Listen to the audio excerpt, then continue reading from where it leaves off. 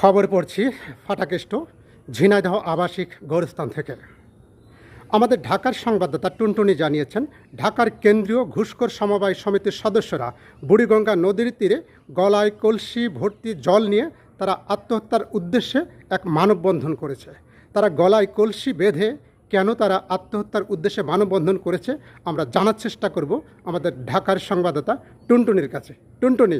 ফাটাকেষ্ট, আপনি জানেন এই ঘুষখোর সমবায় সমিতির মহামান্য ষাঁড়েরা একসময় অবাধে ঘুষ খেত এবং এই ঘুষ খাওয়ার ফলে তারা বিলাসবহুলভাবে জীবনযাপন করত। কিন্তু এখন আগের মতো তাদের ইনকাম নেই, তাই সংসার চালাতে তারা খুবই হিমশিম খাচ্ছে।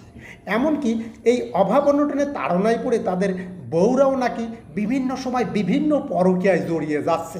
এই বিভিন্ন সমস্যার কারণে তাদের আমরণ দাবি তারা যেন তাদের মৌলিক অধিকার সেই ঘুষ উন্মুক্তভাবে খেতে পারে এবং স্বাভাবিকভাবে স্বাচ্ছন্দ্যে জীবনযাপন করতে পারে। এই দাবি নিয়েই তারা এই মানববন্ধন করেছে। এই ছিল আমার কাছে অসংখ্য ধন্যবাদ টুনটুনি, আমাদের সর্বশেষ সংবাদ জানানোর জন্য এবং আপডেট জানানোর জন্য আপনি প্রস্তুত থাকেন। আপনাকে ধন্যবাদ।